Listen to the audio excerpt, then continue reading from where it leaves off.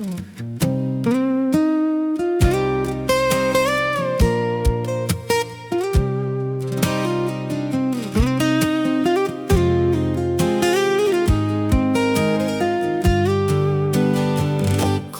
សន់សំចិត្តលួចស្នេហ៍អូនតែម្នាក់ឯង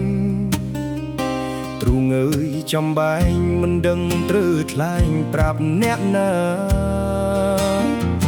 លួងចិត្តខ្លួនឯងស្រមៃថាអូនជាសង្សារ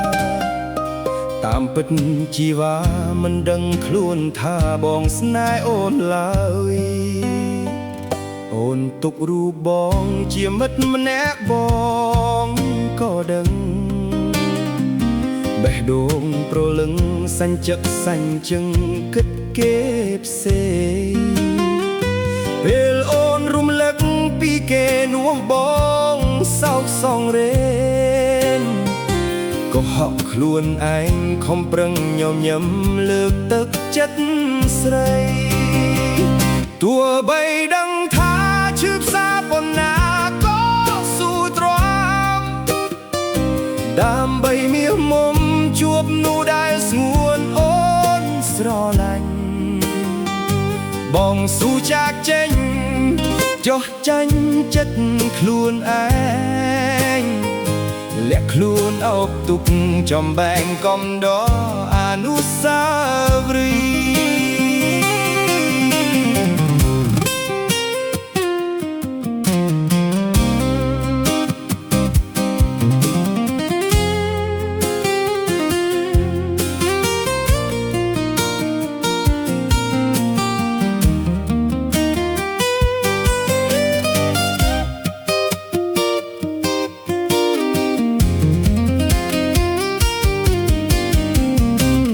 ជាយ៉ាងណាក្តីស្នេហា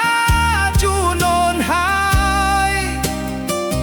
ជូនពោត្រានត្រាយបានក្តីសុខនឹងគេចូលសូមអូនគិតថាមានបងម្នាក់នៅស្រណោហើយជាបរោគិតដល់អូនលូរៀងអើយទោះបីដឹងឈឺផ្សាប៉ុណ្ណាក៏ស៊ូទ្រាំដើម្បីមាសមុំជួបនោះដែលស្ងួនអូនស្រឡាញ់បងស៊ូចាកចេញចោះចាញ់ចិត្តខ្លួនឯង